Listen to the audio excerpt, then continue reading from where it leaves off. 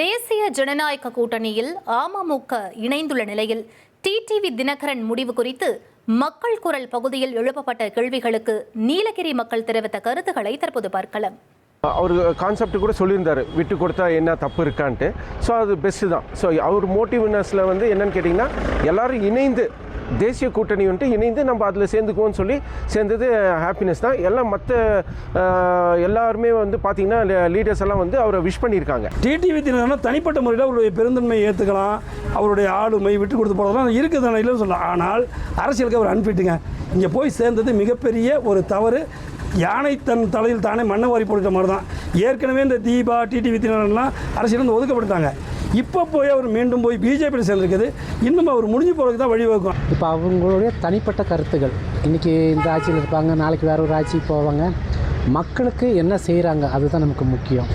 இவங்க வந்து நல்லது செஞ்சால் மக்களுக்கு நல்லது தான். அதே வந்து வேற ஒருத்தர் வந்து செஞ்சாலும் நமக்கு நல்ல விஷயங்கள் தான். இன்றைக்கி பாதிக்க போகிறது என்னென்னா, எந்த கட்சிகளும் வந்தாலுமே மக்களை தான் ரொம்ப பாதிச்சுட்டு இருக்காங்க.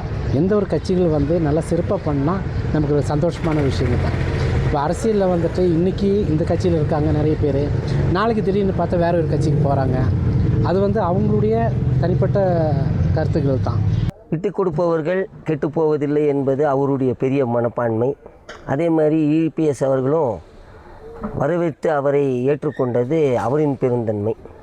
இதில் வந்து இருவருமே வந்து பெரிய மனம் கொண்டு என்டிஏ கூட்டணியில் சேர்ந்திருக்காங்க.